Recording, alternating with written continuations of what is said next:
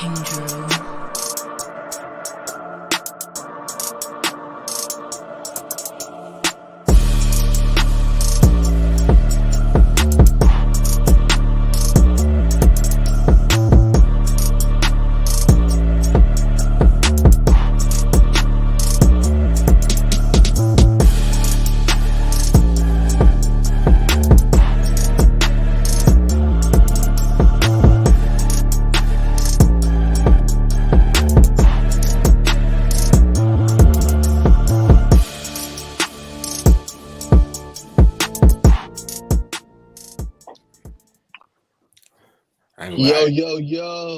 Yo, what's going on, everybody, man? Welcome back to another episode of the First and Foremost podcast, where we don't only give you the spiel, we keep it real. What's going on, fellas? What's poppin'? Keeping it real, brother. On some 2 All right, we gonna do that again, man. I need y'all lit. How y'all boys feeling tonight? I'm feeling good, brother. Get lit. Yes, sir, y'all. So we got a lot of story today, man. We're gonna talk to DJ Bordeaux, outstanding quarterback from Douglas County, man. Gonna be taking the reins this year, man. So get into him a little bit. Did a film breakdown on him a couple of months ago, man. So can't wait to get into it with him. We're gonna bring him on shortly. But I'm gonna start with y'all, man. What is the first and foremost? Let's start with Jerome tonight. What you got for us tonight, Jerome? First and foremost, as you might maybe able to tell, I just came from Florida. We all did. So I came from Florida. I was there for 2 days, and I'm looking kind of crispy right now. So that's first and foremost. But even more so, thank you guys so much, because we just hit 10,000. We couldn't do it without you guys. So thank you, appreciate that. Now to run these guys up. If you are following us on Twitter, follow these guys right next to me, right there. Do all that. Follow them, man, because we gotta get them to 10,000 as well. Get them there as fast as possible. So let's do it, baby. I love it, man. First and foremost today, man, just has to be we made it back. We made it back from Atlanta State first and foremost, because you know what I'm saying, we all know it was a long ride, long suicide ride, man. So that's my first and foremost. No doubt. We'll definitely keep that touch. So we seen some things, especially that gas station on the way back. I don't know what they were going on, but not about that. Woo. We see some stuff. My first and foremost, man, is the Denver Nuggets beating the Lakers 4-1. Jamal Murray hitting 2 game winners in the series. Yeah. My biggest first and foremost is, will LeBron hang it up? I know people talking about he's going to return and probably come back to LA. Will LeBron hang it up, or will he finish it out? And my bold prediction, including the first and foremost part 2, I'm gonna call it, look at me crazy. I got baby MJ, right, upsetting the Denver Nuggets. Hey, that is Anthony Edwards, the superstar, is here. I got him upsetting the Nuggets in this next round. Now, mind you, this has nothing to do. I know Jokic gonna ball. That's just Jokic, bro. But Karl Anthony Towns gonna have to take the challenge up against Jokic if they want to have a chance to win. Ain't gonna do his thing. And the reason why I got them winning Bacon, I think they got better defenders than the Lakers did when they played them. Jaden McDaniels, obviously Ant Edwards, and obviously the other guard / wing who's really good. So you got multiple guys that can switch. I think it's gonna make it tough. And I think Jamal Murray's still a little bit hobbled. So all that stuff matters, man. So I'm taking them in this series. Hey, brother, you did this last year. You just same exact thing last year. Just saying. I didn't say did last year. We didn't even have a pod last year. What are you talking about? Yeah, right at the end of the year. Did we? Oh, I think we talked about it. We might have talked about it. Yeah, exactly. What you talking about? But nah, man, there's no disrespect to the Nuggets. I just think it's gonna be an entertaining series. I think and we're just gonna show people, why he's special, man. Yes, sir. We can't forget about Mike Conley. Mike Conley, defender. That's true. All right, y'all. That's gonna be the first and foremost, man. If Jerome, you got me ready to go, we'll go ahead and bring our guests on for tonight. Yes, sir. Bacon, you want to introduce him? I'll set this up. Hey, man, I can't take this this introduction. I got to give it to Naj, man. He's been more hands on. Of course, I get my facts straight, but Naj is the man who got more hands on. Yeah, man. So this is DJ Bordeaux, man. Obviously played with Alpharetta last year, man. Had a phenomenal sophomore season. Played along with Ethan Barber, Sean Wilson, leading them to the playoffs, man. He's looking in a new role with Douglas County. Got some studs out there with him. James Johnson, obviously Aaron Gregory, man. But it's a guy, man. He got a real good knack for the game. Could throw the ball deep down the field real well. Real good in the short intermediate. Can buy time and extend plays. Really think he's next up, and obviously starting to see with the rating systems, getting it from obviously 247 on 3. So I think he's in store for a special year, and obviously Douglas County, he's one of the reasons why they're gonna be in contender mode this upcoming year. Get it, DJ. What's going on? What up? Not much, man. Super wavy. Yes, sir. Hey, we started up. Go ahead, Jerome. All right, DJ. Very unique last name, man. Where's that kind of derived from? I'm sure you get asked that a lot of. Yeah, a lot of people ask me that. A lot of people think it's like a Louisiana last name, but I don't got no family in Louisiana. I think that's just that's just our slave name. That was back in the day. The plantations in North Carolina. I don't know where exactly, but I know it's in North Carolina. So that's where it comes from. Gotcha, man. So what? You're pretty young. What was it that made you want to become a quarterback? What was it like? Any inspiration, or it was kind of like early on that was the position you wanted? I've always just since I first started playing football, I played running back my first 3 years, but immediately I was like, I'm trying to play quarterback, and my dad was like, you're not ready, not yet. And then my 4th year playing when I was 9, he was like, all right, you ready? And I'll say my biggest inspiration was definitely Cam. I always just I watched that Super Bowl 50 when they played the Broncos. Mm-hmm. Everybody in the house was happy because I'm from Colorado, so everybody was happy, but not me. I was real sad when they lost. So that's awesome. That's awesome. Yeah. So you said you got inspiration from Cam. Did you get to meet him yet? He's here in Atlanta. Did you get to meet him yet? Yes, sir. I played for his 7-on-7 team. When I first moved here, I played all spring. Yeah. How's that reaction to be able to see somebody that you looked up to? It was crazy. It was like he had DM'd me when I first moved down here, and then when he DM'd me, and then when I saw him when I got to the tournament, I was like, "This is crazy! There's no way." That's awesome, man. Was there anything that he told you or taught you that kind of stuck to you? Definitely just having that dog mentality. I feel like I've always been a quiet guy on the field. I just let my play speak for itself, but I think Cam's definitely taught me nah, you gotta let it out sometimes.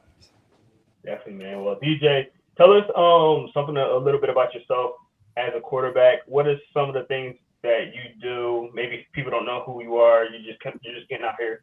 Tell the viewers who you are and what type of quarterback you are. Obviously I'm DJ. I feel like I'm a runner, but not a lot of people know that. I didn't really get to display that last year, and that's definitely one thing I will be doing this year. Talk to my coaches about that. I'm gonna be running the ball a lot more.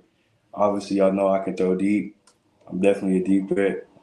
I also think I need to work on my intermediate game, just taking the easy throws. And yeah, that's me. Awesome, man. Now, Naj, in his introduction to you earlier, talked about all the weapons that you're going to have in Douglas County, man. How excited are you being able to, throw to, a 5-star and Aaron Gregory, James, who I think he's a 3-star right now, but he's a really good player as well. How that feels to have that support around you? It's crazy, man. I've never had a receiver core like that. I've never had just cool people like that. Yeah, they got all those accolades, but they're also just cool people. So I've been putting in a lot of work with them this offseason, and I'm excited, really excited. Definitely, man. So who was the first one to introduce themselves to you when you got to Douglas County? I'd probably say Devin. He was one of our linemen. I was up there, and he just walked up to me, and he was like, anything you need, I got your back. I'm gonna walk you to class, all your first classes when I first moved there. And I was like, yeah, you cool. So one of our linemen, he's my right guard. He's cool. That's awesome, man. It's nothing like having that support of the offensive line. Yes, sir. Definitely, man. Now, what prompted you to come to Douglas County? You moved out here from Colorado. You said, what prompted you to come out here? Coach Darrell and Brandon the champion. They made a path for me to get down here, and I appreciate Alpharetta. Like, Alpharetta was a really cool school. It was awesome. I had a lot of fun. Made some plays, got my name out, and I appreciate Coach Curvin and everybody up there. But just that relationship with Coach Darrell, and then also I played 7-on-7 with Aaron Gregory, and then I ended up just moving down to Douglasville. So it just all worked out. Nice. Go ahead, Bacon.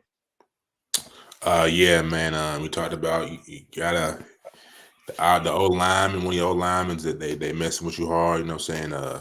Said you already knew AG. And you said James was cool. Just kind of you came from Colorado, Alfred, and now Douglas County. What kind of you do to kind of went over the locker room? Is kind of just be yourself and let the play do the talking, or do you kind of like set the tone? What do you do? Oh, I'm most definitely just be myself and let my play do all the talking. I've never been a loud, like, obviously I put work in the weight room, but I've never been like a screamer in the weight room or yelling in the huddle. Like, I'm always just like, I'm cool, calm, collected, let my play do the work. I don't ever like celebrate or nothing. I just lay back. For sure, man. You're from Colorado. It's no secret that the Buffs are doing that thing right now, man. So what's your opinion on this? Not recruiting wise, just what's your opinion on just the whole movement back out west? It's definitely different just because CU hasn't been good pretty much the whole time I lived there. So as soon as I left, they got they're on the way up, I'd say. So I mean, it's cool. I'm not really like a fan of it, Yeah. I guess. Like I like old school. I like how Georgia runs. I like how Alabama runs and stuff. Like I'm more like that. So like this new wave, kind of what Deion's doing, I think it's cool because he's bringing light to CU that ain't never really had. But I don't know. It's cool, I guess. For sure. So, what you say, Jerome? I think man. Oh. Talk a little bit about what you kind of do just off the field, man. What you on the game, you outdoorsy guy, you explore, just what you be on, man.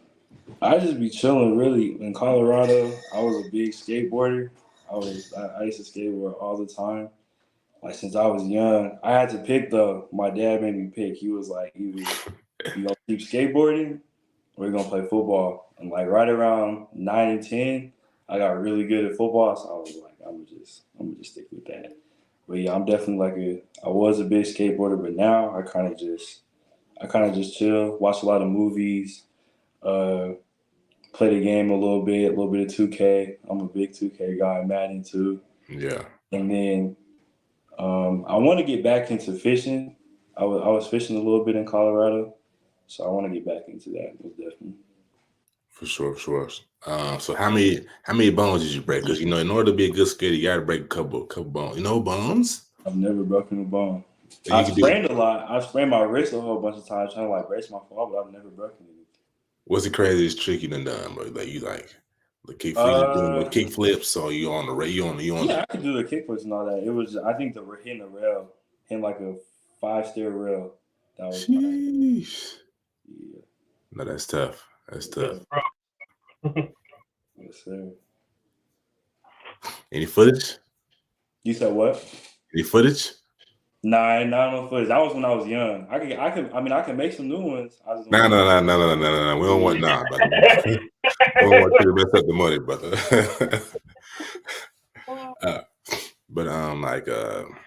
So you already talked about Cam. Just top 3 quarterbacks in the league right now, and who you think is going to win the NBA championship? Oh, well, I answered the second one first. NBA championship, Denver Nuggets, all the way. Let's go. Gotta go for the home. Oh yeah. For sure. DJ, just want to let you know I'm a Nuggets fan. So yes, sir. You want to watch some games together? We can watch the finals. They're going. We watch the finals together. Stream it or something. Let's do it. Yes, sir. Let's make it happen. But I say my favorite quarterbacks right now is Lamar, Patrick Mahomes, and I'll go with Aaron Rodgers. I was hurt when my heart was hurt when he had got hurt, but I'm excited for next season. But I say them is my favorite three. Obviously Patrick Mahomes, he's a go. He's a go, and then Lamar Jackson, he's doing what he's doing. He's got to be a better pro. I feel like he's got to be more professional with his game. He's not getting as much money as he could possibly can, but he's still balling on the field. So. Nah, most definitely. So you talked about running. Obviously, you kind of pick some things from Lamar's game. You got a big arm, so obviously from Patrick Mahomes. You brought up you want to work on the intermediate passes. So kind of what are you kind of doing to prepare yourself for those, little dink and dunks, little 10 outs or whatever this upcoming season? Definitely working on just reading defenses, like obviously just taking what they give me. And then I've been doing a lot of work with Ron Ville. That's my quarterback trainer. Been working with him a lot with a lot of footwork and just timing with my receivers. So I'm excited. For sure. And I'm gonna take you back, brother, to your freshman year, man, when the magic really popped off for you via the Denver Post, man. He made it in the Denver Post. Come on, man. What freshman make it in the Denver Post? Coming in for his first, well, he didn't start the whole season. I don't think he got on the field the whole season. Coach made the switch, first playoff game in, I believe. So just kind of, were you nervous? It said you was a little timid, you was talking real low in the interview, but like just what was your mindset going into your first playoff game, first varsity start ever, I think? I was more just like, I was kind of shocked. I was like, all right, I haven't played all year because our team was good, but like if I wanted to play in the playoffs, I don't think we would have won. But I was more just like, all right, it's time to take over. Like I was cool with the team. Like them was my guys. Like I missed them most definitely. It was a lot. It was a lot of seniors, so they all graduated after I left. But I was like, all right, it's time to take over. Do what I've been doing. All I had was middle school ball, so I was like, I'm gonna just do what I did back then. So, and I was playing JV that whole year, and I was killing on JV. JV was easy, so I was like, all right, this is the moment I've been waiting for. So, gotta capitalize. So you throw the ball. The article said triple coverage. You threw it at the back of the end zone. So that's what you do at JV. Hey, JV was fun. I was hurdling dudes like y'all. I was doing too much at JV. But yeah, that throw in the article, that was the second game against Arapahoe High School, and it was the last touchdown I threw, the third touchdown I threw, and I think we were down. At that point. I sent him in motion, and my coach called a comeback, but the receiver I was looking at, he got strapped, so I was looked off. I came back, and I seen it's the same receiver. He caught 3 touchdowns. He caught all 3 touchdowns that game. Tough. And he was coming. I sent him in motion to the left, and then he came back to the right because he saw me roll out. And then I didn't see the other dude coming across, so I just saw my receiver, and I saw 2 dudes behind him. I was like, "Oh, he's open." And then I didn't even know it was like this until I saw the film. Crazy. That's wild. That's just kudos to the arm talent, man. But after that game, or after those stretches of 2 games, just what was it like, man? Obviously, I know people was probably hitting your line like, "Oh, we got to get on this freshman. He just went crazy." Yeah, I had got the Penn State offer after the first game and the CU offer after the first game, and I was just like, "This is crazy!" Like it was out of nowhere. It was like I went from no offers to 2 as a freshman. I was like, "This is crazy." So I was shocked. Did you sleep? Did you sleep that night? Or was you like, I can't even go to sleep? You probably. Yeah, I was excited. There's a whole lot of people calling me. Instagram was going crazy. I was like, because in Colorado, not a lot of people have offers. There's nothing like Georgia. Like there's only a few. So I was one of the few, and I was a freshman, so it was just like crazy. So to be the man, like you said, not a lot of kids get those type of offers in Colorado. To be the man in Colorado, why the move to Georgia? It was just a better move for my family, and I knew like that big fish in a small pond, it works, but I just wanted more for myself. And I know my dad believed in me. He was like, "You go down here and do what you do out here and do it out there, you're gonna be big." So that's what I'm just trying to do down here. And yeah, I'm real excited. I feel like that was the best move for me and my family. For sure. Last question I'll throw back to Jerome, man. Just from your opinion, just the biggest difference. Obviously, it's probably a lot more athletes down here, but from your opinion, the biggest difference from playing in Colorado to Georgia, not just, you know what I'm saying, the players, but like the atmosphere. Do y'all have cameramen on the sidelines like they do down here in Georgia? Yeah, I mean the difference was we had a little bit of cameramen, not nowhere near as much as out here. It was like the same 5 dudes that did all the games, but it's like the stadiums out here, like every school has their own stadium. It wasn't like that in Colorado. Colorado's like it's kind of how the Atlanta schools they all play at one stadium. That's how it was for the counties in Colorado. There was like 3 or 4 main counties, and we all just played at like one stadium. But the best team in the state, the team we lost to in the playoffs, they're the only school, the only public school that had their own stadium. All the private schools had their own stadium, but it's only like 3 big private schools that have their own stadium. So it's a lot different when it comes to just that. And then obviously the weather. It's cold. Facts. We get about 3 weeks of heat, and then after that, it's cold for the rest of the season. Go ahead, Jerome. Hey, did you get established with the heat yet? Because I know Georgia, it can get cold, but for the most part, it's pretty hot. Did you get heat down here yet? I feel like I'm still trying to get used to it. I'm hot all the time. I'm always hot. Like I think the biggest adjustment was when I moved down here last spring, and I'm like trying to throw the ball, and my hands were like sweaty. I'm like, how are quarterbacks throwing the ball this year? I just realized you gotta have a towel on at all times, 2-3 towels. Like I remember the first game, the preseason game last year, we played Meadow Creek. I had 3 towels and 2 of them were like drenched in sweat, and I had to like switch them out. That was like crazy. Yeah, that's crazy, man. I'm sure you're still getting used to it. How was your first practices in there? I know you said your hands were sweaty, but just going through the workouts and things like that. How did you adjust to that, or have you adjusted to it yet? I think what really helped me adjust to it was like my teammates that operated. They was like real welcoming, but also just like on a personal level, I was just like, I'm gonna just be me, do what I know how to do. And I definitely feel like there was moments in time where I was like, dang, should I really be out here? Like I just felt like I was struggling just in my own headspace, but I pushed through. Definitely. You feel like you adjusted well? Yes, sir. Most definitely. Awesome, man. Awesome. Now, I looked at your Twitter, and I seen that you had your own little logo. Talk to us about the logo. What went into it? Why the colors? Why? I think it's a kid with a spark head. I'm guessing it's supposed to be you. Tell us how that came about. I guess my dad. So like, he's always called me DJ. Like my real name is Davion, but he calls me DJ. My whole dad's side of my family will always call me DJ. And that was because of the Lil Wayne song "Go DJ." So that's where my Instagram name comes from. That's where all that comes from. And then my dad was like, probably in like 7th grade, he was like, "I'm about to just make you a logo." It was like during quarantine. He was like, "I'm about to make you a little logo. We just gonna run with it." And I was like, "All right." So that's what it comes from. Really, just my dad's creativity. So it's fire. Do it have any meaning to it though? Because it looked like a little electric kid with like thunder going out. Maybe I can put it on the screen real quick. A little static shot. Yeah, I think my dad, he just looked at it as like he was like, "You an alien on the field, so I'm gonna make your logo like an alien. Like you just different."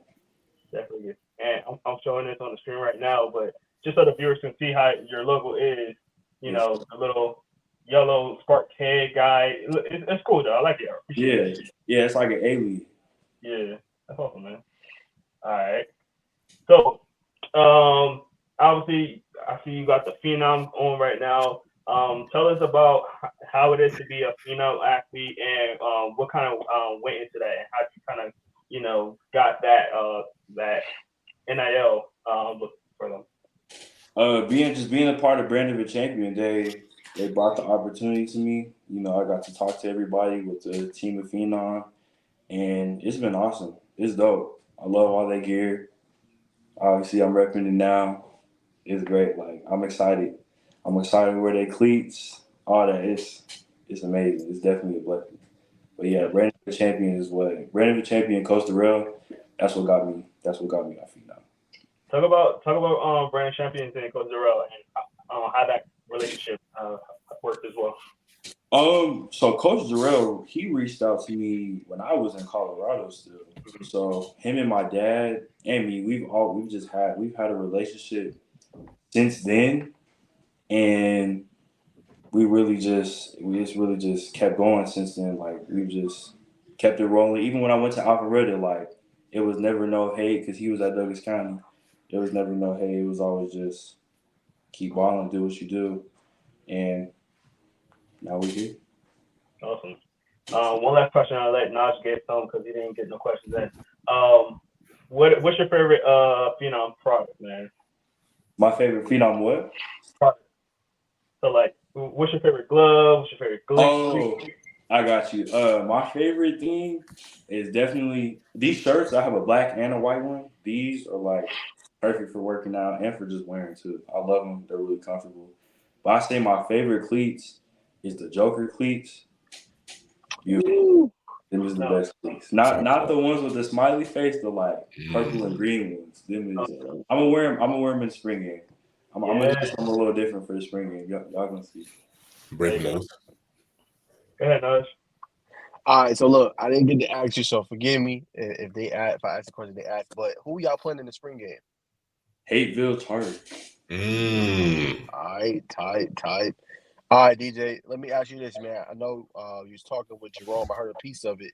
You was talking a little bit about like how you want to improve in the short intermediate kind of part of the game, right? So for you, don't reveal your secrets, but for a player of your type, your caliber, how do you improve that part of your game, right? Is that just repping it up? Do you have to kind of like look at film? How do you improve that part of your game, take that to another level? Oh, it's definitely film and then just a lot of reps. A lot of reps with my receivers as much as I can. But I say it's like intermediate and like short game is definitely just a lot of film because that's like stuff you can see now. That's pre-snap reads. That's like immediately, all right, I'm going there. Like you just know. And them shots is like you taking a chance. And that's what I love to do, but that's not always the best option.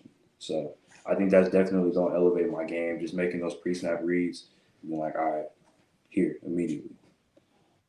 Got you. And speaking of that, right, talk about kind of the discipline of a quarterback. Because sometimes, you can get impatient. I know these defenses will run different coverages, right? They run a cover 2-man, right, with two deep safeties, right? Make you do the check down, or they run a cover 3 or cover 4 and try to throw some different things in there so you don't go deep. So talk about just being disciplined as a quarterback, right? Trusting what you see, but also like what I'm saying, not getting frustrated when the defense tries to take away that big play, but being okay with kind of the short and intermediate part of the game. Yeah, no, sometimes that's just what it is. Like, you got to be a student of the game. You got to watch a lot of film on the teams you're going to play. And that definitely comes down to, like, your decision-making in the game. And definitely you got to be patient because your receiver's not going to catch every ball, too. So you got to be patient with the defense, not running something else you weren't even thinking they was going to run. But you also got to be patient with your teammates. Like, they're not going to catch everything. Nobody's perfect. So it's definitely a mind game, but I love it. Most definitely, I love it. No, I hope the boys then or the brothers didn't ask this, but what part of your game do you think stands out the most? If you had to say, somebody asked you, DJ, what's the best part of your game? What would you say? I gotta say my deep ball. No doubt, my deep ball. It's been different since I was 9 years old. I've always had the deep ball. That just comes naturally, and I'm trying to work on different things, but that's definitely this deep ball, no doubt. Somebody asked me immediately deep ball. Got you. All right, now let me ask you this, man. Obviously, we know Cam was your favorite player, right? We know Dak is kind of notorious for kind of doing the hip thrust, the hip action, right, pre-game and stuff like that, right? How important though is doing stuff like that, just having that torque come up from your hips so it can help with your extra velocity when throwing the football? How important is that for quarterbacks? It's extremely important. That drill. See, I'm not even a Dak fan. But I know that drill is everything. It's very important. Like with the deep ball, really even just really like them deep outs from the opposite hash or deep comebacks. You don't really think about it, but them is just like throwing the 50-yard bar. Like they're just as hard. So definitely, it's very important. Got you. Now, DJ, what do you think from this past season? You play with Alpha Red, obviously you play with some big weapons. What do you think is the biggest thing you just learned from this past season that helped you along your journey of being a great quarterback at the prep level and eventually on the next level? Definitely just my pre-snap reads, like reading defenses. Like I feel like I came to Colorado not really knowing too much on how to read in defenses. Like I was kind of just all instinct. It was like post-play reaction. And Coach Kervin, he really just sat me down. A lot of cuss outs, a lot of long days, long nights. But I eventually got there, and I appreciate him for that most definitely. Like I definitely would not be where I am right now without Coach Kervin. Like he's a big help. Got you. All right, man. Let me ask you some fun stuff, man. What's the biggest difference, man, between the food here in Georgia compared to Colorado? Hey, this might surprise you. I know Georgia got like the South food. I've been trying. I've been on Old National a couple of times. I'm in the right place. Trying to try some stuff, but Colorado has probably some of the best Mexican food you'll ever taste. Like Chipotle started in Colorado. The first Chipotle was in Colorado. Tough. Best Mexican Mexican food of all places, really? Yeah. Yes, the best. Oh, okay, all right. Put me on game, DJ. What? If I go out to Colorado, what spot I need to hit? Well, you watch South Park. Yeah. Casa Bonita. Yeah. Don't go there. Don't go there. It's terrible. It's terrible. They literally shut it down for like a few years, and then they're just now rebuilding it. But it's horrible. Don't go to Casa Bonita. But I say the best place that me and my mom's side we love to go is Las Delicious. It's like downtown Denver. It's amazing. It's like a hole in the wall too. Not too many people know about it. Las Delicious. Okay. This on 16th? Yes, sir. It's around 16th Street now. It's close to it. All right, for sure. Yep. Now let me ask you this, man. I know Colorado's kind of notorious, man, for the altitude, man. When you was out there playing, man, what were some of those biggest differences when you playing football there compared maybe to here with that high altitude out there? I know it was like I always thought it was like fake growing up because I grew up in it, so I never really knew the difference. Like, oh, it's like harder to breathe. But when I came down here, I was like, whoa, there's definitely a difference. But to be honest, when I first moved, I was like I was kind of struggling to breathe when it was hot because we were with Alpharetta, we were practicing like early in the morning, and it was like so humid. It was like hot and humid. It was like really foggy too. So I was like, this is like weird. So it's definitely a big difference. But I think when I go back, I'm gonna get like a few training sessions in just because I know a whole bunch of people and they want to get work with me. So I feel like I might feel the difference when I go back and be like, here it is. And now I see why people come here to train. But I definitely feel like I had a little advantage when I first came down here, but I think it's gone away now. No doubt. All right, man. Let me ask you this with Douglas County, right? What are some things you kind of want to accomplish this year with this team that got, obviously a lot of media is going to be on it. A lot of people are kind of putting you guys in that contender championship conversation. What's some goals you want to accomplish with this team this year? Obviously win state. I think that's the main goal. They won the region championship last year.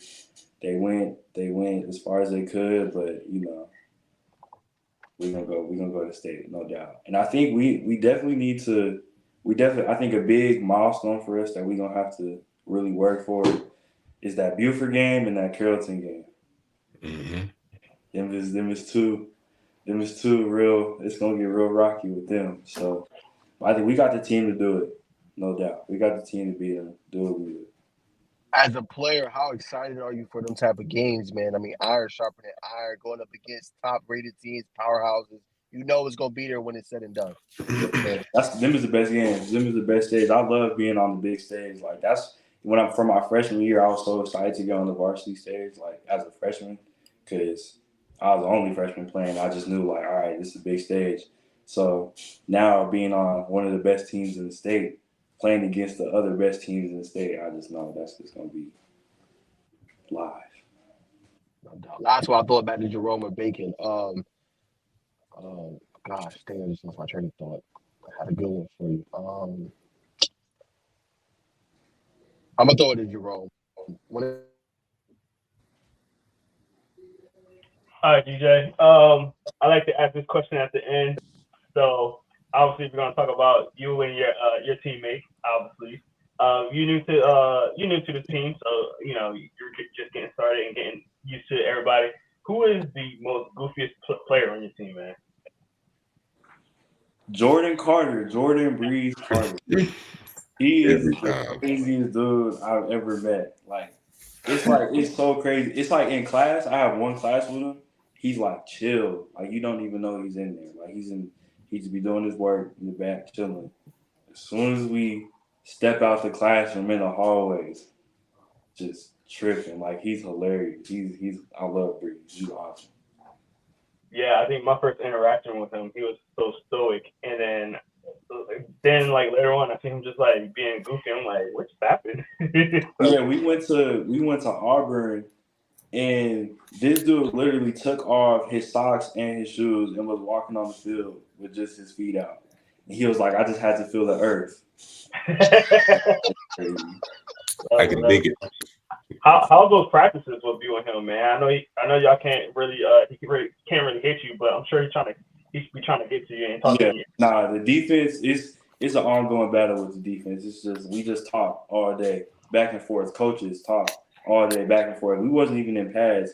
We just been talking. It's fun. It's fun. We got a little deal on the line. They said all the DBs. They said if I throw a pick this one time this spring, I owe the DBs $100. But if I don't, they owe me $100. So that's our little deal on the line. Tough. Definitely. Now tell us a little bit about your coaches, man. You got some great coaches with you. Your head coach, Rob King and things like that. Tell us a little bit about their personality. When you first got to meet them and how that was. It's dope. Coach White, he's awesome.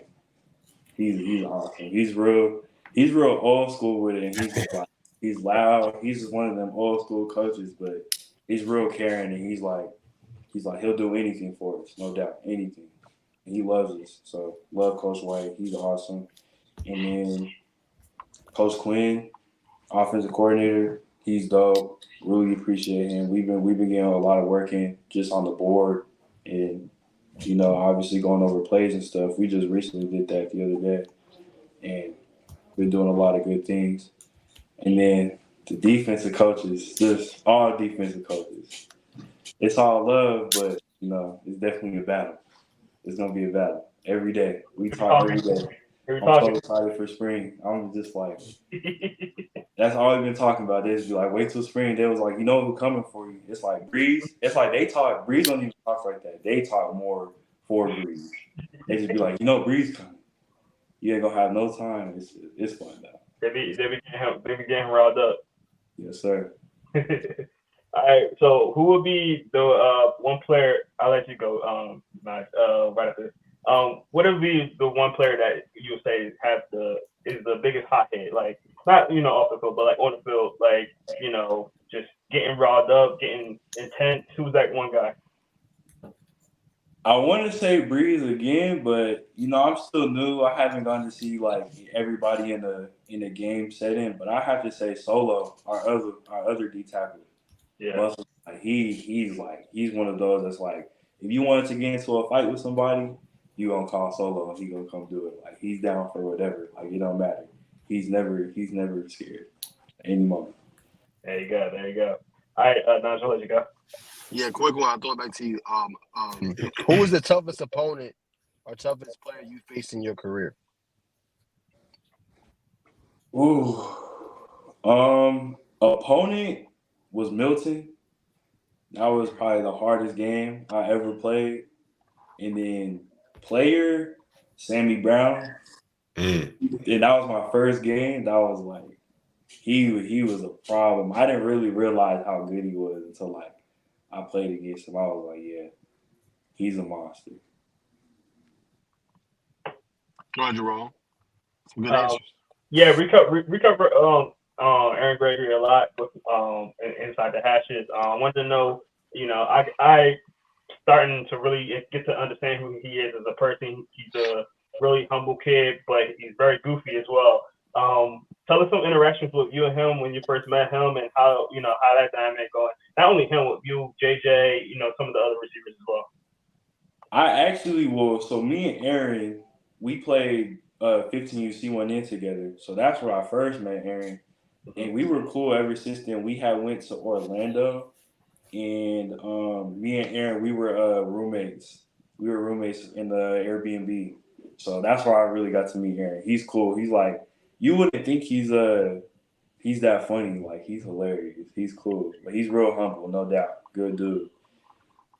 Most definitely. And then James is like, he's just James. That's James Johnson. That's how everybody looks at him. Like, that's just James. He's cool though. He's mad cool. He's not no cocky dude. He's pretty quiet if you think in a lot of settings. He's pretty quiet, but that's what I was gonna ask, because he always seems very quiet and stoic, like focused. He's always like that. Yeah, no, he's more just focused on his craft, Right. He's trying to go to college. That's all it is. He's just like, I'm here because I gotta be here. About the business. Yes, sir. And last question: give us 3 underrated players on your team. People that players that maybe somebody don't really talk about. My 3 will be our other 6'3" receiver. Y'all ain't named this whole time. Adam Carter. He is the most underrated dude. He already got Power 5 offers, but like, he definitely need more. He's probably the most underrated dude. He's fast. He's big. He's slow. Like, he's got all of it. And then second, I would say Solomon Fabian. He's, like I said, just fearless, monster. He's strong. Probably one of the strongest dudes on our team. Sophomores, like we're all sophomores or going to be juniors, like all of us. So we definitely just gonna come up together. We're gonna have a crazy year. And then my running back, my right hand man, Kiki. That's one of the homies. He was also one of the first people that I had met. I had my first period class with him. Me and him were just like, we've been real close. And then I have to say my tackle, Big Joshua Alepe, I think that's his last name. Yes, Alepe. He's 6'9", freshman. He's about to turn 15. That's crazy. And he's about to start. He's 6'9". Yes, he's 6'9". We call him Big 6'9". Yeah, y'all don't know about him, but when we went to Auburn, he got the offer. Like, he's on the way. He's on the come up. Nobody knows him yet, but he's on the come up. Set him up. Yes, sir. Go ahead, Bacon. Now, before we let you go, man, I gotta drip check it like mustard, man. What's the dab like? What you wearing, man? What's the fit? Right now? Oh, I'm saying, man, when you stepping, what's your style like, man? I say I like to wear stuff like Hellstar. I like to wear Spider, stuff like that. But I also like to dress up. Like, I like to wear. I'm like a Sambas guy a little bit, a big Birkenstock guy. I love Birkenstocks. And I feel like I definitely have a different style coming from Colorado. I've been trying to switch it up since moving down here, but it was definitely different. Like, I wore a lot of Lululemon. Like, I'm a big Lululemon fan, especially coming from Colorado. That's everybody wears. So I'm definitely one of those guys. But I don't know. I wear a lot of workout clothes, but I definitely could dress up if I need to. I dress for the occasion, I'll say. Well said, brother, man. So, last thing, but I'll let you slide. You gonna choose the Birkenstocks over the Crocs any day of the week? Yeah. I don't even own any Crocs no more. You don't own them no more? Yeezy slides and Birkenstocks. That's it. What's wrong with Crocs, man? They last time I had a pair of Crocs was like 8th grade. Yeah. That's tough. For sure. That I rock mine, man. I rock like that J's, man. Yes, you do. But that's all. Like, I said, DJ, Well, you slide every day. Yep. Yeah, that's my running back, Kiki. I wear him every day. I love my Yeezy slides. It's all about the comfort, man. You know what I'm saying? They can have all that dab down. If I, when I get to be 40, my feet still work good. I get the last laugh. But, man, that's all I got for you, my man. Appreciate your time, brother. Yes, sir. I appreciate you guys. Thank you for having me. Go ahead, Nas. You want to wrap it up now? Yeah, I'll wrap it up. Hey, I was gonna say, man, love what you're doing, DJ, man. Obviously, I got to do that film breakdown months ago, man, and really enjoy doing it. Appreciate the love always that you show us on here on the pod, man, and keep the style, man. I know Lululemon, they don't really know about it out here, man, but keep that unique style, man, and be yourself, man. Put your boys on game. Nothing wrong with being a little different, my brother. Every time. Adults, be different, bro, and then also be yourself, bro. But keep doing your thing, man, and we appreciate you coming on and. Go Tigers, man. Yes, sir. Thank you, guys. Thank you. I appreciate it. Yes, sir. There goes DJ, man. Hope y'all enjoyed the interview. What's your quick thoughts, man, before we move on? Man, great kid, bro. Super poised, well-spoken, man. He broke down a lot of things. We asked him a lot of different questions about, his move to his play style, even down to what he wears and his style. So, well, I like him, man. I mean, obviously this film speaks for itself. When you get to talk to the kid, you really get to see him and peel the layers back. But smooth. Yeah, definitely. He, young guy, but a lot of maturity behind him. Able to, talk about, his early success and not being, too caught up in the lights. Sometimes when you get up to that level so early, you can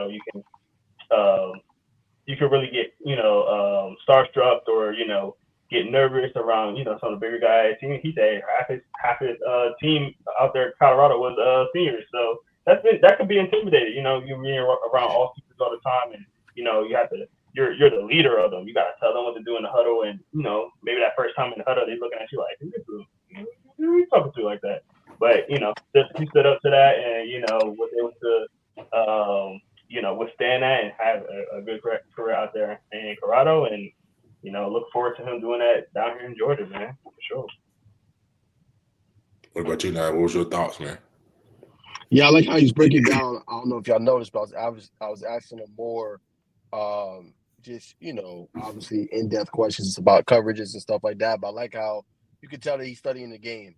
Some kids that get very short answers. Not saying that they don't either, but you could tell he's really trying to improve and take his game to the next level. So I like him from the astute level. Being kind of, because like you said, you got to be a student in the game, especially playing a quarterback, one of the most important positions, man. So you got to constantly watch that film and constantly work at your craft and rep it up. So appreciate those answers, man. And as long as he keeps his 10 toes down, man, he keeps grinding, working hard, it all pay off. He already got Power 5, or I should say Power 4 offers. I think it'll all work out for him. If he just continues to work hard, it'll be good. But as y'all know, it's gonna be pressure on him. Obviously, Douglas County is a contender this year, so like you said, it's almost like chip or bust. So with that comes a lot, but I think he's ready for it. So my only advice to him, just if it does get rocky, do face adversity, just keep putting your head down. Don't worry about the noise. Block it out. Keep going forward. 100%. All right, man. So let's transition to the next topic. We got two more. We're gonna transition to 3-man weave. Let's react to OT7. Jerome, you're going to start off this segment because you was actually there all 2 days. You were only able to come Sunday, a 6-hour long ride, 2 hours of sleep. Might make it 2 hours of sleep in the car. Hey, it might have been an hour and 10, bro. But what's your thoughts, Jerome, being down there? And we got to say thanks because it was as advertised as you said, and it was a really good tourney. Also, I'm glad you guys enjoyed it. This is my second year being down there. It was hot. It wasn't as hot as last year. I had a heat stroke last year, but it was hot. It was definitely hot, but it was cool, man. Don't laugh like that. Still recovering, man. Literally still recovering. But it's always a good time to go down there, Orlando, see the top players around the country, all come to one spot. Got to interview a lot of them. Just dropped the Jamie French interview. A top receiver in the country this year. So make sure you go check that out. But you know, it was definitely fun, man. Being able to see the competition level, see all the different types of teams. That team Low Pro is a juggernaut. You know, they did finally lost a game, which is only, but it didn't matter because it was only pool play game. Oh. They wound up winning the whole championship. So that's a tough team, man. They're a very organized team. You can tell they practice together. They have some really good schemes that the coaches put up together, man. A very underrated team, man. And I wish they all played together in high school. Could that be something to talk about right there? But they're, you know, obviously they're a team to beat out there. We got 2 more tournaments. We got, you know, one next week, or this weekend rather, and then the total championship, which we're definitely going to. So good fun. A lot of content. I was looking at all our content. I'm like, I don't even know where to start off with. Like, I had so much content. I didn't even know where to start. So I'm probably gonna be pumping out content for the next like 5 months. just OT7, but yeah, great event. You know, got to meet some big names. Got to interview Ryan Clark, which is pretty cool. Got that on all social media as well if you want to watch that. But yeah, man, great stuff. Had fun out there. A little crispy right now, looking a little dark, but you know, still look good. Yeah. So you definitely got a little glaze on you, bro. And Low Pro is actually top 5 per pylon. Top five out of 25 teams. So definitely shout out to them. Like you said. Oh no, Tyler, appreciate you being on, man. Appreciate you, my man. This man Jerome, bro. Here you go with the do this. Yeah, I know. I learned. Do this. Bacon, do this. Look, he think he finna do something, bro. We know it's you, bro. It's not me. Look, we know it's you. Hey, Bacon, we've been wondering. It's been Jerome, bro. Well, I've been though, twin. Yeah, I've been though. If you go like this, it does that. It's another sign that I think you can go like this. Go like this. Not right now, bro. Bacon, do it. I've been catching the slipper. We've been talking. I'm gonna do this. Bacon, do it. Bacon, do it. No, do this. I can't, bro. It's just he has a MacBook. That's why. He has a MacBook. It does have a MacBook. I figured it out. It's not me. I'm telling you. It's a MacBook. See? No way. Hey. I'm still not 100% sold.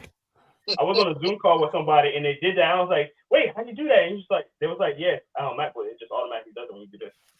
Star. Yeah. I make it rain. It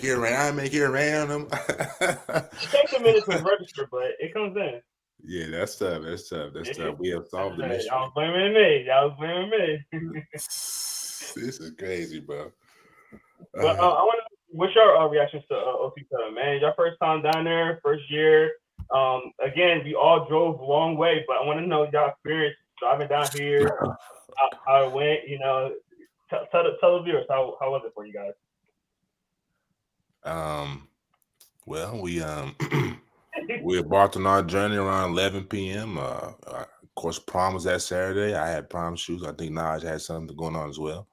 So by the time I got on the couch to try to give me a little nap, it was probably like had an hour. And I couldn't sleep for like 30 minutes. Obviously, it's like 9. So I woke up at like 8. So I'm not tired. So I just got up and just got ready. And it was a pretty good ride. I started to get sleepy around like 2. We got some coffee. And by the grace of God, we made it down there. You know, we ain't gonna talk too much because we got it documented. We'll put it out to the people, let them see. So stay tuned for the vlog. And then on the way back, where were we at, bro? We stopped at this gas station. Oh man, we were right outside of we might have been like 5 miles from Houston County, man. It was that Circle K, bro. Off the chain. Somebody was talking about shooting some ish up. Like, yeah, they had a lot going on, bro. There was a lot of cats. It was like 5 cats in a trash can. I was like, hey, where the hell are we at? Like, it was so much going on, bro. It was like, bro, I said, and then I was at the pump, Jerome. So then, usually the pump, it's going to click when it's full. So the thing clicks, the gas not even full. I said, what the hell going on? So I had to go back and put more money into it to make sure that it was got to full. I was like, what's this gas station got going on? All the time, I'm asleep. Because I hear the lady, I was like, what type of gas station this man done pulled into? Well, you know what I'm saying? Gas, bro. Just try to get us going, bro. Just running on low. We made it back, though. It was hectic, but what do you think about the tournament itself, though? Tournament itself, like you said, bro, as advertised, probably a little better, man.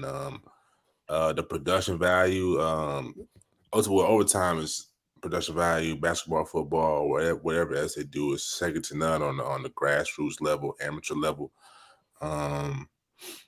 Phenomenal. And then they had the NFL network there, then the camera crew there. I'm not sure if they had this. They probably had the same type of camera crew there at every event, but I was impressed, man. Then they had the top level talent, the back and forth, you know what I'm saying? RC being there, it just made it all surreal, bro. Real talk. I had this, my bad. I say I've been to a lot of a few big events, you know what I'm saying, since being hands-on with the media thing now, and it's up there, bro. It's up there. We're gonna go to EYBL this weekend. I think that's gonna be probably like 10x, maybe not with the same production, but I say it's definitely right up there with the top events. Yeah, I just say I agree with Bacon. From production value, they do an awesome job. Definitely, if you're a young journalist and you want to network, that's the place to be. You might not necessarily always have, a Ryan Clark there or a specific guy, but still a good place to network. There's a whole bunch of media there. You've seen 247 wrote about it as well. So just a good place to meet different people. It helped us with a potential networking opportunity. We'll keep it under wraps for the moment. Obviously, we'll have more news here shortly, but you just never know who you're going to meet, man, and who knows you, because I had somebody come up to me and was like, yo, it's good to finally meet you in person. I didn't even know who it was. You just never know. Never know. So just do your thing. And any journalist, I would say, like, it's tough to start, man. You're not going to make a lot of money. We're still in that same category now, but just keep grinding, keep going. And events, man, are real big. Just, be open-minded, talk to people, talk to stuff. And then eventually, man, when people start seeing you repeatedly, they're going to be like, oh, okay, you're so-and-so. And then, hey, man, I like your work. Hey, I'm going to line you up with this person. You just don't know if that's going to lead to a job opportunity or a sponsorship opportunity or somebody to help your brand out itself. So that was my biggest takeaway from OT7. Obviously, back to the point where Bacon said the talent is off the charts. Yeah. Would like to see some more, big name talent in there. But Deuce Knight, obviously, Bryce Underwood, who's #1 player. Obviously Vernell Brown had an interview on him. I hate that the audio didn't work, man, because I really liked that one. But it was good, man. Yeah, it's tough, Jerome. I know, bro. I'm like, bro, I'm sick because I think that one would have been sick to put out. You know what I'm saying, with him. Yeah, that would have went up. But nah, man, it was a great event. I'm definitely gonna be back, Jerome, for sure. Trust me, I know the feeling. I had only one opportunity to interview KJ Bolden, and the audio did not work. So I get it. Things happen, man. I get it. Trust me. I said this too. Whenever we was at, I don't think I told y'all. Whenever we was at the Nashville Underarmour camp, it was an older gentleman. He was obviously with them, and I was talking to bruh with the fro, and he came up to me like, y'all do good work. These guys do good work. You know what I'm saying? So they be saying it, man. So yeah. So shout out to the group the group effort, man. Yes, sir. Yes, sir. I love when we all at events together, man. It's a good time. We mess with each other, but we also get business stuff. So I love it. Yeah. I wanted to ask you guys one more question before we go to our next topic. Was it what you expected? Because I know, and I kind of told you guys, talk about this yourself. Was it what you expected? Because obviously, and I don't mean this in a bad way, because I actually prefer it this way. But you look on OT7, you look at the videos, and it's all like the dancing, the the celebrations, all that. Was it what you guys expected when you got down there? I say, go ahead, Naj. Go ahead. Nah, real quick, I would say no. And that speaks to the marketing ability that Overtime is and why they're such a big brand. You know what I'm saying? Exactly how you said. It's really no BS. They go out there, they play, and then afterwards, if they make a big play, then they go and celebrate. But I like the kind of aura they have around it, like the kids coming out, fake money, throwing the fake money in, having a little thing. It just gets you excited for the game, man. So that part I really like, man. I think what will help OT7 going forward. Obviously, that was just one tournament, man. But having more people there, like not necessarily media, but just like people in the audience, man. I think that would bring the aura of it out even more. But overall, yeah, it's like you said, Jerome. It's not like that. It's really all business, but the kids know how to have fun with it. Yeah, exactly. And the thing I like about it, and there's no fighting. There's no, you know what I mean? Like they have the fun, but everybody know, what they're there for, So this is my second time planning on going to the other one. I never seen anybody get in fights or anything like that. It's literally just straight business. They had their celebrations. Nobody get upset about them. It just goes on, and the guys shake each other's hand at the end, and they cordial each other, talking things like that. Opposite teams. Yeah. So, I love that. I think that it's a cool, calm environment. There will be a lot more people after the tournament, the championship. Trust me. There's a lot more on there. Yo, what's up, Dorian? Sorry. Dorian, what's up, Dorian? Yeah. Man? Appreciate you being on. Hey, hold on. Hey, Dorian, since you tuning in, hold on. Let me get the light in. Hey, man, since you tuning in, man. Hey, man, come hop on the pod, man. Man. What's going on, Tap Dorian? in, brother. You're next to the pod, man. Hey, man, come tell your story, man. With us three right here, man. Again, we not all on the one topic. We just want to recruit. Man, come tell your story. Come tell us about how your life was playing football, man. And come speak your piece, man. We almost consider this the players' lounge, man. This is a place the players can come on, have a good time, chill back, and we can get some laughs in, man, and you can tell your story, man. So think about that. And if you're interested, hit us on the DM at Najee Woke, at Bacon Network, at Inside the Hatches. If you're interested, man, we would love to have you on, man, with your special talent and what you do on the football field. And you know why? Because we don't just tell you to spill. We keep it real, brother. Every time. There, bro. We're getting there. Yeah. It's smooth on up, man. We were at this for a little while now, man. Yes, sir. Final reactions, Bacon? Honestly, yes and no. I kind of figured they wanted this, just people running around and going crazy. I knew it was going to be like, business in the front, party in the back. But I honestly thought it was going to be like more like different teams on different fields. Just being in the AAU scene, this being my first ever 7-on-7 that I've been to. I thought it would be like more teams and more fields, but I kind of like the one field thing though. So they used to be like that. It was like that last year. They decided to make it one field. I think that's because of the NFL Network thing. Yeah. So I actually me and Lamar was talking about that. It was like we kind of like this better. It just the one spot, capture what you can there. Just not chaos everywhere, and you trying to run this to this spot, trying to get some film in this spot, and I kind of feel like when you do that, you kind of neglect some teams too. So I like how when you have it in one spot. Now it does make the day longer. Saturday was long, bro. Like y'all didn't get to do the Saturday. Saturday was a 12-hour thing. Thank God. That's a long day, bro. We're gonna do it again the next day. It was crazy, but I enjoyed it. I liked it. It was getting dark. My camera was like just barely getting some good light in there, so it was That's how that. They had no lights. The light they had lights. It wasn't the greatest light, so it wasn't the greatest light. Yeah, that's not a obviously they have lights because it's not like a real stadium, so obviously you don't have real stadium lights, but they did have some lights out there. But obviously, camera, certain angles, you know how it is, baby. For sure. For sure. All right, we moving on to the next topic. Nice warm light, Naj. Huh? That's a nice warm light. The orange. Appreciate it. Hey, it is what it is. Look like you in a sauna or something. Hey, you gotta do what you gotta do, man. Hey, it might be like that one day. It might catch me. I might be on the thing. Might be in the sauna. Nah, no cap. Or in the pool. You never know. Don't want to see you in the pool during the podcast, bro.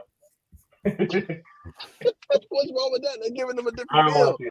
I be in the Anyway. practice chilling. I got his shirt off. Next topic. Oh man. All right, man. So last topic for obviously the football segment. Latest commitments, man. Obviously, we have Montrez Walker committing to Colorado, Hayden Bradley committing to Ole Miss. Those are the latest. What's your thoughts to those? Love it. Love the. I mean, I'm saying, y'all. It's no secret right now. I'm on the bus band. I ain't gonna say on the bus bandwagon because I've been with Prime them boys since they were down there in Jackson, man. Go Tigers, and now go Buffs. But Montrez is a real physical linebacker, man. We got to see sideline to sideline, especially on a collegiate level, a lot more speed. He's kind of like a bruiser, man. I would say I always go higher when I do comps, but like Bobby Wagner type of vibe, you know what I'm saying? Maybe a little bigger. But yeah, so definitely gonna be a bruiser. I don't know too much about the other brother, but Ole Miss is on the rise. I like what Lane Kiffin is doing out there. Getting a little buzz. We got to see if Lane can pull through. I don't think so. He just hasn't done it. When I say pull through, I mean like getting top 8, getting that CFB playoff. But he's got some interesting things going on in Wooey Chop Suey. I think that's how you say it. No. That's Arkansas. Hottie Toddy. Sorry. Go ahead, Jerome. What's going on? Yeah, I like it. I like it for the Bucks for sure, man. Obviously there've been a lot of transfers coming out of there. So I'm glad that they got a win. You know, it seemed like they was getting a lot of losses, and they got a little win with getting a big time recruit right there. We covered him a couple of times, so I think he's a good player to be out there. Obviously they're still kind of gonna need to rebuild in a sense a little bit with, obviously the transfer portals it's back open. So, there's a lot of players that just been recently announced they're going in the transfer. They're gonna see a couple of transfer portal players go. Obviously I think they will get a couple of transfer portal guys, but very interesting to see what they do, man. And I hope they do well because last year, obviously, they came in with a lot of transfers as well. It wasn't a lot of continuity. They had a smaller D line and offensive line that doesn't really always translate well. So, if they could get some bigger guys to come in and, make sure Shador keep up his success. Obviously, as of right now, he's considered the first overall pick in the draft. Yeah, you have a phone with that now, huh? I definitely am. But yeah, he's as of right now, he's considered the first overall pick in the draft. So, in order for that to come to fruition, he's gonna have to stay upright. So hopefully they can build out that offensive line. I know they start to a little bit already. But yeah, getting a big time player like Monte would be great. I hope I keep this same energy when everything is going on. When everything's got that glitz and glam, go out there in Colorado, we're looking real good. I hope I keep this same energy because I'm gonna keep mine. When did you become a Colorado fan? What you mean, brother? Yo, I've become a Prime. It's the same. Prime. When did he say that on the pod, Jerome? I've been listen, brother. Listen. Y'all know I have been rocking with Prime for a while. That's what I'm thinking. Hey, you can check the receipts on my Twitter. Everything. You can ask people, ask our constituents. I talked a lot to our constituents about Colorado, and everybody knows how I feel. For y'all to be saying this, y'all be on here every show with me every week. It's a little upsetting. But like I said, hope I keep the same energy. I might give me a little. What they say about people? You know how they say about people that try to defend themselves, so they try to use like big words. Oh, brother, this is me. This is me, G. I can define them for you. My dictionary ain't too far from it. Hey, bro, Bacon think he's slick and stuff. He think y'all believe that I have been on Colorado. I've been on Jackson since day one. I'm finna kill your point for the audience. Hey, bro, are you still a Kentucky fan? Listen, brother, I told you. Kentucky, Arkansas. Cal, you're Arkansas. You're Cal is Kentucky, bro. Okay, Cal is Kentucky. You're proving our point, fam. And you're proving our point. Listen, bro. Because Kentucky is not the same Kentucky, bro. A Colorado fan. It don't matter. You stay true to the team. You know how my team has been trash. I'm still a Bengals fan.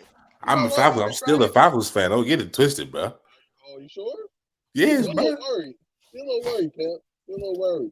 Hey, man, how y'all handle y'all fan relationships? Just because I have a couple entanglements with my teams, man. That's just how we rocking over here, bro. That's not a true fan, though. The entanglements, man. You're supposed to be loyal down true. I'm sticking with. I know we're in a new era now where there's no loyalty no more, but you got to stay true and down to your team, dog. I've been loyal to the coach. I follow Coach Prime from Jackson because I would like to see I was liking to see the HBU scene rise where we can get HBCU on the same level of Power 5, but obviously it didn't work out. He jumped ship to the Colorado, took his son, got Trav with him, got a lot of magic going on, you know what I'm saying? So I'm riding with him. Then Coach Cal going to Arkansas, taking Boogie Flan and Carter Knox, you know what I'm saying, with him over there. So, you know what I'm saying? Hey. So when Coach Prime leave, you going too, huh? When Coach Prime gone, I'm gone, bro. Keep it a stack. But I'm a Falcons fan, Hawks fan through and through. Come here to high water, man. That's one thing I've been. College, you're not a fan. You go for personalities and But see, I really, and honestly, truthfully, like I said, I wasn't in the college basketball until I saw John Wall and them. College football, I never really kind of got in. Now that I got it covered, of course, I'm more into it, keeping up with recruits and. So yeah, but like during my childhood, my teenage years, and my early adult years, I never really was on it. So that's just how I'm rocking, man. Keep it a stack. I'm like Wallow, man. We rock with the winners. Rock with the winners. You see the bottom? I see it, but you know what I'm saying? People gonna say what they want to. For all the people that's watching, man, some good game for y'all, man. People gonna say what they want to. You can be winning. They're gonna say what they think you should do when you losing. They're definitely gonna say what they think you should do. So have a strong mind, do what you want to, man. Believe in yourself, trust in yourself, and go for yourself. I've never early baking words of wisdom, man. I'll double dose a little later for y'all. I've never seen Bacon get so worked up. Even kid, you see what I'm saying? You see what I'm saying, chat? Even kid, brother. They can't. They don't know how to observe a brother when he educated and even kill, man. This ain't the first interaction that I had with people like this. I don't say people like this. These are my brothers, but I'm just messing around. It's funny. I hope y'all enjoyed that funny segment, man. Yeah, that was hilarious. Yeah, we had to call Bacon all night, but it's all good, man. It's all love. We got to give you a hard time, but yeah, we're gonna be watching the sports fan. Now it's box. Yeah, you feel me? Like you be flip flopping, but all to the good, man. We gonna throw it to you. I'm done, Jamal. I'm done. I'm leaving it alone. I'm gonna throw it. Yo, he's funny, bro. It's like I work number. Where's it at? Back up a little bit.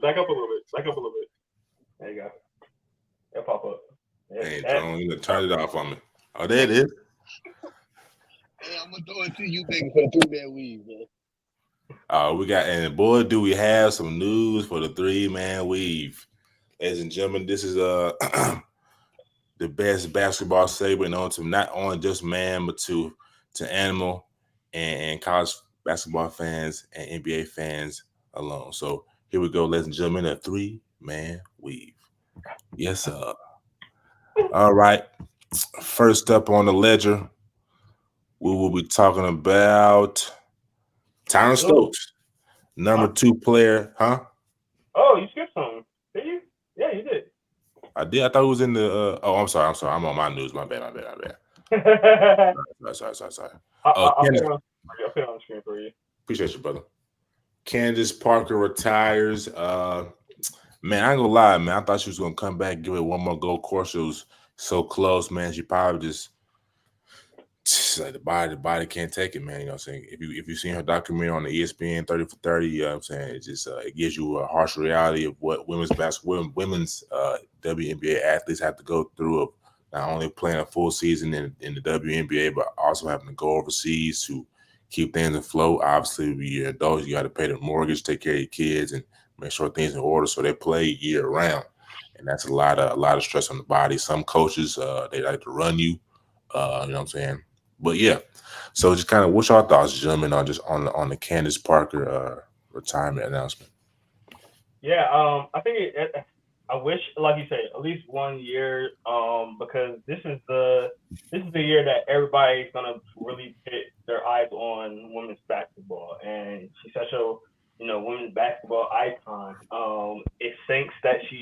tiring. I get it though. Like I get, the rigorous workouts, the vigorous, training, year in and year out, things like that. I just kind of wish she stayed. Obviously, she's one of my favorite women's basketball players. She's extremely gorgeous.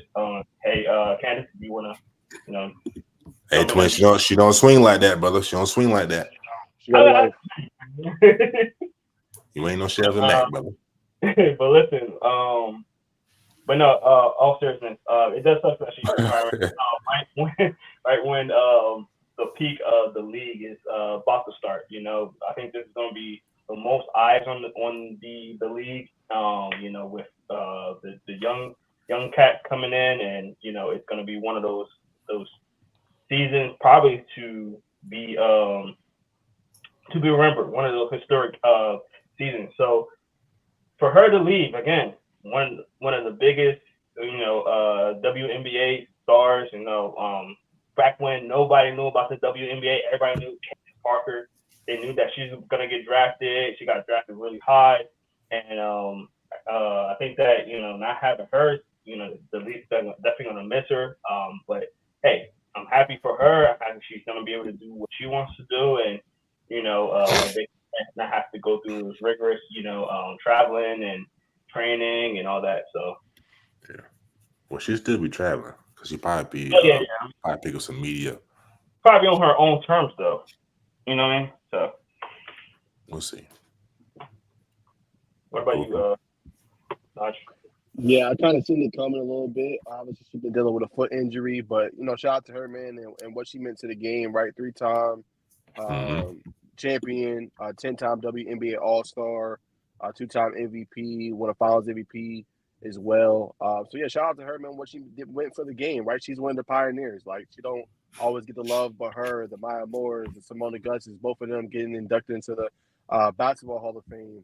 Then you go back to Diana Taurasi, Lisa Leslie, like they engineered the game, right? It wasn't at the level it's about to be now, which, as Jerome to his point said, it kind of sucks because you want to see her play when the heighten of the whole thing is about to happen. But she was great for the game. Went to Tennessee, played for 16 years, but she's older, y'all. She's 38 years old.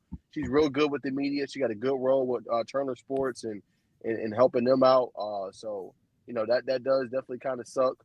But I think it's great for her.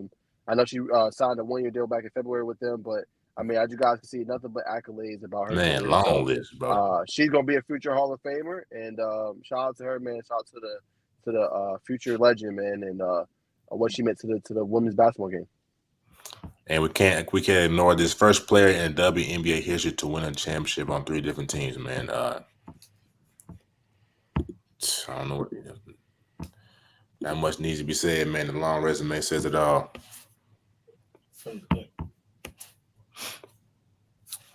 But moving on to the next topic on the 3-man weave, we have Coach Cal lands big multiple transfers. We just talked about him, obviously. Simona Cyril, who formerly of Kentucky, would end up going to Georgia. We've seen that recently, but obviously the two that you just said, Boogie Fland and obviously Carter Knox. So that's big, obviously, because that means Coach Cal, right? And this is what I was telling you, Bacon, like he's kind of that Kentucky program. Like, although they got the facilities, they got a great program, the SEC. But again, this coach, and I don't know if you've seen it too, I read a little bit about Caleb Wilson.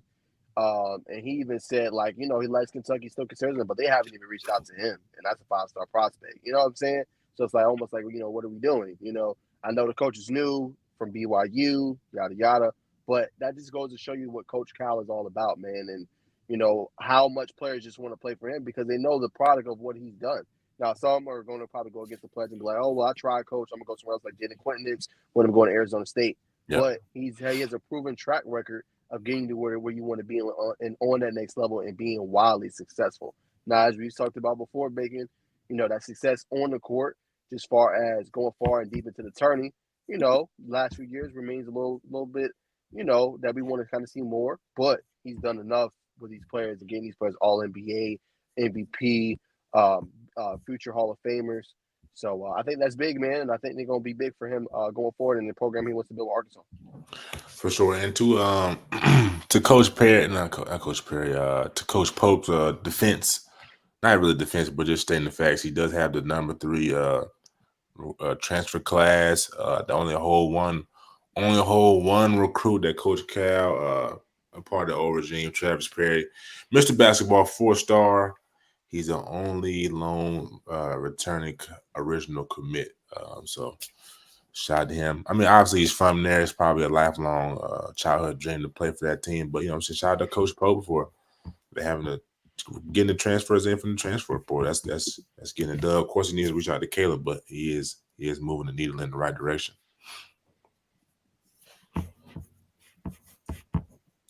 All right. Then we have. Here we go. The segment we've all been waiting for. Breaking news. All right. So Tyron Stokes, number 2 player in class 2026, revealed Saturday at the EYBL session in Memphis. And guess what?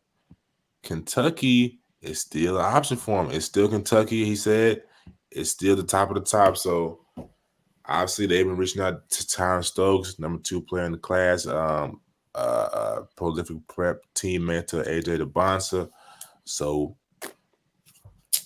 I think he is concrete. I think we could possibly see a commit from Mr. Stokes to BBN.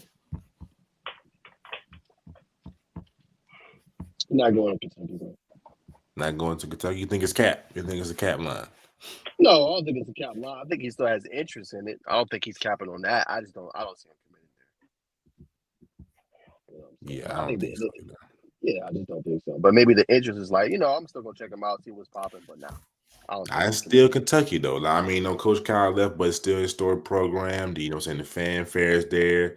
If he goes there, he'll be the poster boy.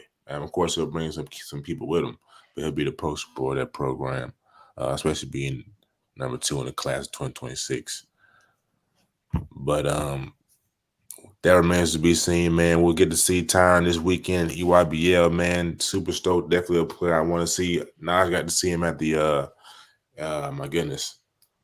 Battle in the Peach. Battle of the Peach, man. Shout out to shout out to Coach Mark and Double Trouble and the guys, man, for putting on an amazing showcase. Up next on the ledger, number 3, class 2025, I believe, De'Aaron Peterson has reopened his recruitment due to some programs in his top 8, having head coaching changes, Kentucky, Arkansas, Michigan. So he said his recruitment is back 100% open. It's going to be interesting to see where he goes. His top 8 was Kentucky, Arkansas, Michigan. I think UNC was on that list. But that's on the list. And LeBaron Filon, we just seen, if you've been paying attention to college basketball, he just committed to the home team, Alabama. I believe they got the number 2 recruiting class. It's got Nas Cunningham, Aiden Sherrill, Darian Reed, Augusta native, and Aiden Sherrill, a teammate, prolific prep. So they already got that connection. So Alabama's, man, be having a Final Four appearance, man. They could find themselves back in the same predicament next year, man, and possibly could win it all with this type of talent. No doubt about it. And they got, I think, 2 roster spots still open. So I know they still recruiting. And I think Grant Nelson's coming back as well, Bacon. Yep, that is a fact. Yes, sir. And let's see. You already brought it up. How do you say his name? Somto Cyril, yeah. We kind of talked about it. Yep. Sorry. Georgia. Top 18 recruiting class for Georgia. Also, senior Justin Hill, who was at Georgia last year, has transferred to Wichita State. Averaged 9 points. And let's see. And I think Dakota LaFew, I can't remember where he's coming from. He's from the MAAC. First team MAAC. He averaged 17 points and 3 assists. Where's he coming from?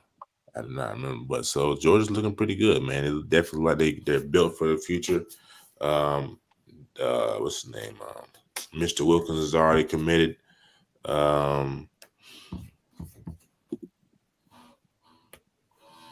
Still on the show, player. Still on the show? Yep.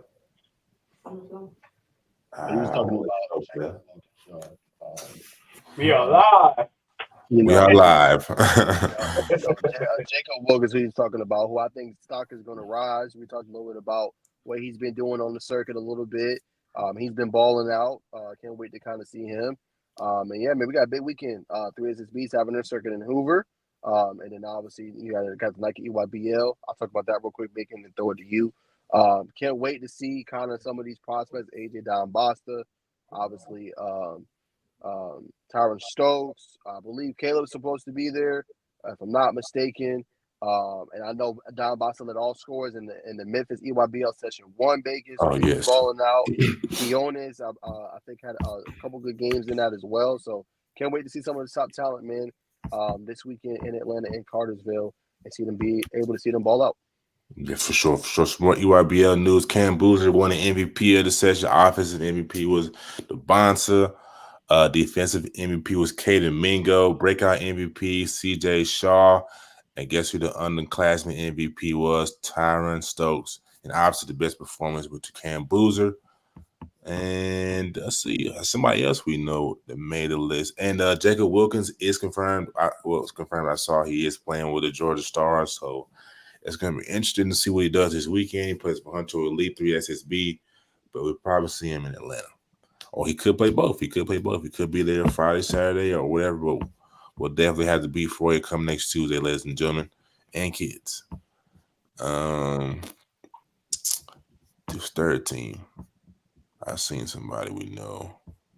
Let me share this so that people can see, but let me find this first. I can't remember. Oh, so it was Jameer Jones. That's who it was. Jameer Jones plays for the Florida Rebels. He's got a he has a couple. He dropped his top 8 last week. South Carolina was on it. I believe Georgia, UNC may have been on it, but he made third team, so I wanted to shout him out there. You know what I'm saying? I obviously got to plug the Gamecocks. But let me share my screen right quick so y'all can see the accolades from this past weekend. Per the circuit, man, they do a good job. But they got a real good team that puts together a great list.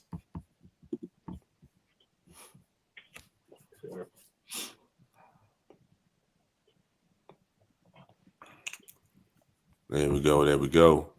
So, I mean, it's no secret if you've been paying attention that the Night Riders with Cam Boozer, they're trying to go back to back. They've won it. They won it as a 16, 17, 15U, 16U. They tried to do it again this year for 17U. They're well on their way. It's going to be interesting. I think some of the top team, Team Thad, I think they're not going to be as good this year. I know I have better knowledge this weekend when I get to see it for myself, put my eyes on it.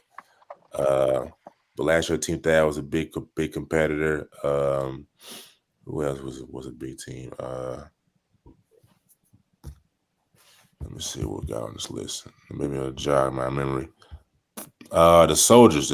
Well, Oakland Soldiers were solid this year. They're probably going to be a top team. Vegas Elite. They had Tyron Stokes last year. The Family, I think, is a top team this year. The Wrens, they're always a team, a force to be reckoned with. They had Dylan Harper last year. Team Why Not? I've heard a lot about. They've got some heat coming up. That's a team Jerry McCain played for, and Dusty, who's at Gonzaga, I believe.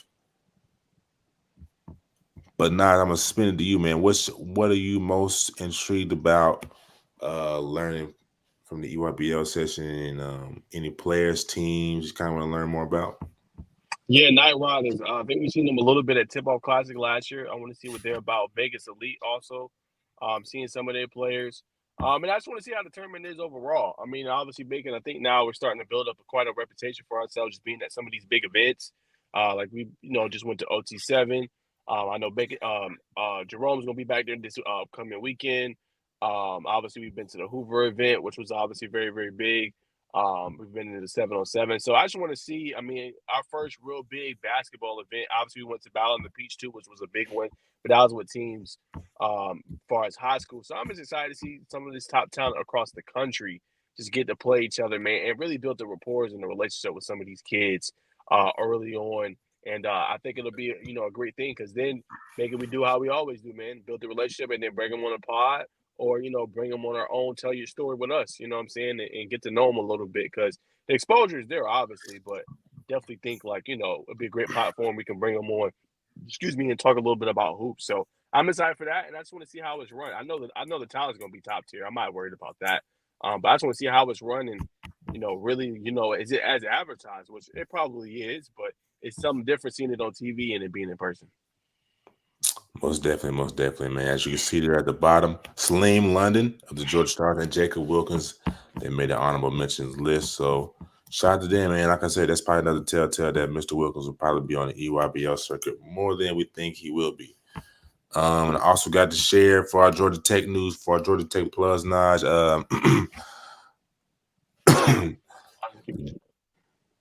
Georgia Tech, what's his name? The 6'6" guard out there. He just put his name in the transfer portal, and he's also put his name in the NBA draft. But he is considering returning to Georgia Tech though. Number 13, Miles Kelly. Yes, sir. He is put his name in the draft, but he is keeping Tech in mind about returning.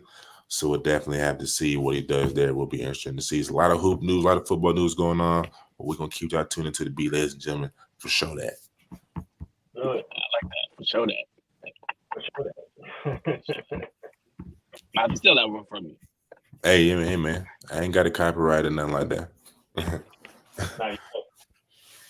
Nah, that's just a little street term, man. Can't copyright that from the streets. Hey, never mind. I'm not gonna get into that. Go ahead.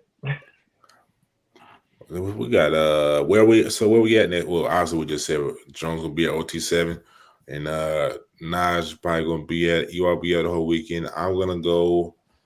It's very likely that I'm gonna hit EYBL. I'm still up in the air if I'm gonna hit EYBL first. I'm gonna hit 3SB first, but the plan is to hit Hoover and Lake Point this weekend in Cartersville, because you know what I'm saying, got to nurture relationships and got to see what's on the. What you say, brother? Hoover trip is this weekend? No. It's 3 SSBs and it's down there in not really Hoover, but in the Birmingham area. Oh, I got you. I think it is the Hoover area. You talking about the 7-on-7? Central play. Sorry, the tournament. Yeah, that's gonna be. That's in July, Jerome. Yeah, July. Okay, I gotta keep writing it down. Keep forgetting. But that's what we're gonna be at, ladies and gentlemen. So that being said, we're gonna hop into the words of wisdom. I guess since I brought it in, I will go first. Go ahead, Jerome. Go ahead. Dedication. It goes a long way, man. When you dedicate to something, stick to it. There's going to be roadblocks. There's going to be, a lot of no's. There's going to be a lot of, negative thoughts in it. But you stay dedicated to what you want, what you like, what you're passionate about, what you're good at. Good things will happen to you, man. So keep that going. Keep that dedication. Don't get worry when the first bad thing happens, or because it's not going to be just one bad thing. It's going to be a few bad things. It's going to be a lot of bad things. It's going to be tons of bad things. But if the good outweighs the bad, stick with it, man. Because you're gonna see the fruit. Even if it look like something's going good and that goes bad, stick with it. Because you never know, man. You never know who's watching. You don't know what's going on. Sorry if you hear the dogs in the background, but definitely stay the course, man. Stay the course. Jerome got them killers still there. But my words of wisdom are just gonna be kind of be a little bit combination of advices, whatever it is for you, and your diet of what you're eating. Eating junk, you're gonna get junk, and the gut is the mind. So, you know what I'm saying, trying to clean up what you eat if possible. You know what I'm saying? I know it costs to eat healthy, but you'll think yourself in the long run. But main thing on the vices, you know what I'm saying? Obviously, everything in moderation, just don't overdo it. There's a lot of studies coming out on certain things. Y'all Key Awakening is a good person to look at. 19 Keys had a real good podcast on it. If you know who that is, they're on EYL, Earn Your Leisure. They break that down more thoroughly than I'm willing to go into right now. But yeah, just everything in moderation, and just trying to work in some fruits, vegetables. Not saying be a vegan, but plant based. You know what I'm saying? If you eat your meats, but just kind of watch your gut, man, and do your research. Yeah, I would say on that, just stay active as well. John, to make a point, stay active and try to find something that you can stay kind of committed to. I know that's tough. Everybody got busy schedules, but it's really all in the mind, man. Mental capacity is everything. Mental mindset is, because if you're in your mind, you're like, man, I don't want to do that. You ain't gonna do it. So strengthen the mind. On to Bacon's point, you can do whatever. My big takeaway or my big words of wisdom, man. This week, I would just say, man, don't question it, man. Sometimes God will throw you different signals and cut certain people out of your life, and then you go back and look, and you be like, man, this person's still doing that, or this person hasn't even advanced from what they said they was gonna do. So just never question it. You know what I'm saying? Sometimes God does that so He can take you onto your next step of the journey. And also, and to my next point, sometimes, man, you gotta leave people behind in the journey, man. Whether that's a loved one, whether that's a parent.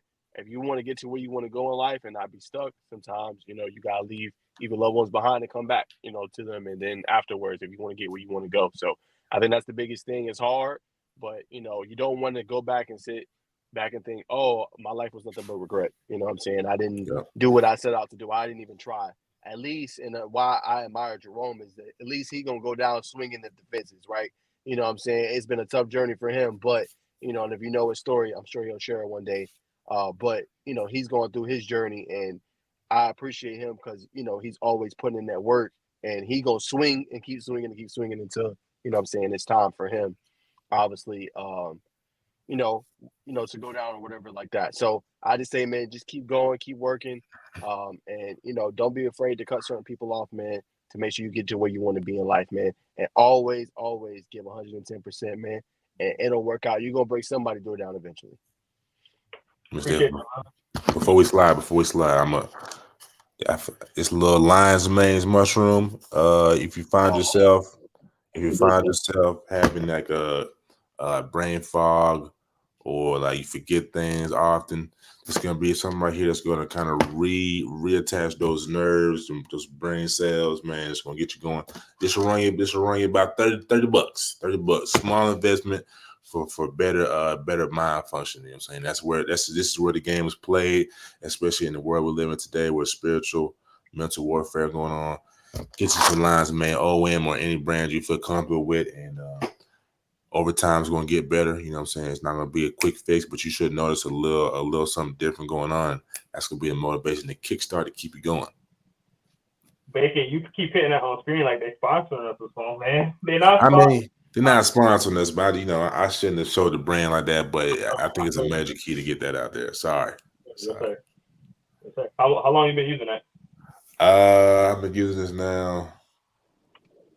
That's like my second bottle. So probably it's a 60-month supply, 60 day. Probably I'd say maybe 3 or 4, maybe 5 months. It's a big change for you, man. You noticing a big difference?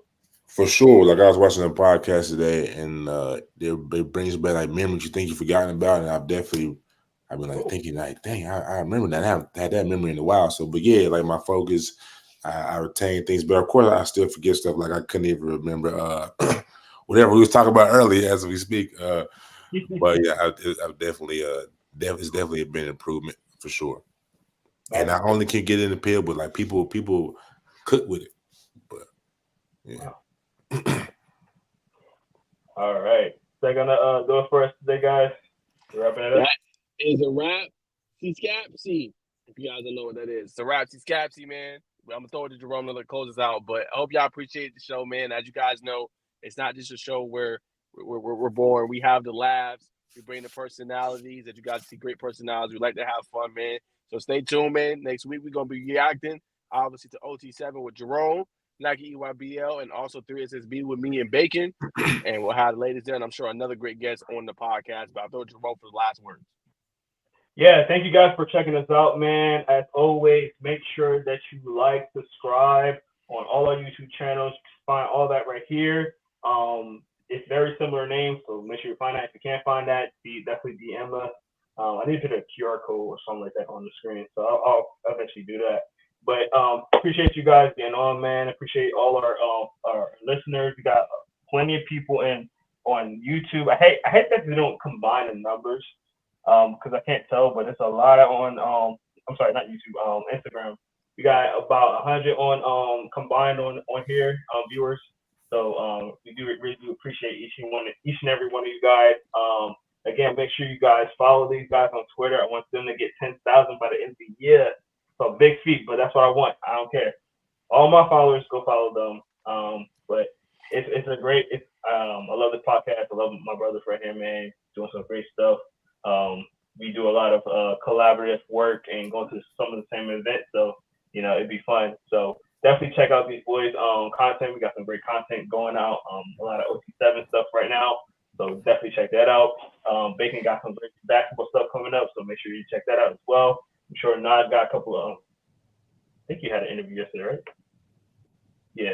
Yeah. So Nas had an interview yesterday. So lit up. So stay tapped in. Check that out for sure. We first and foremost, man. We love this podcast. We love each and every one of you guys. So let's keep it popping, man.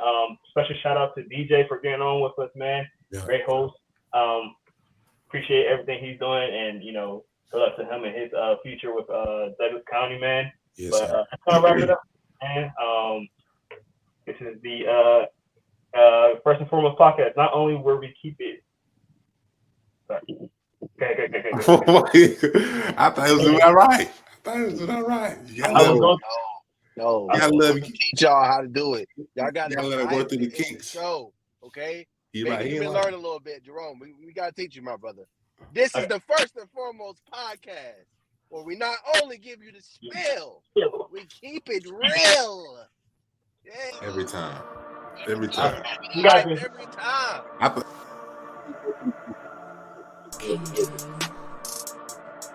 Well, appreciate you guys. See you on the next one, bro. Peace. There you go.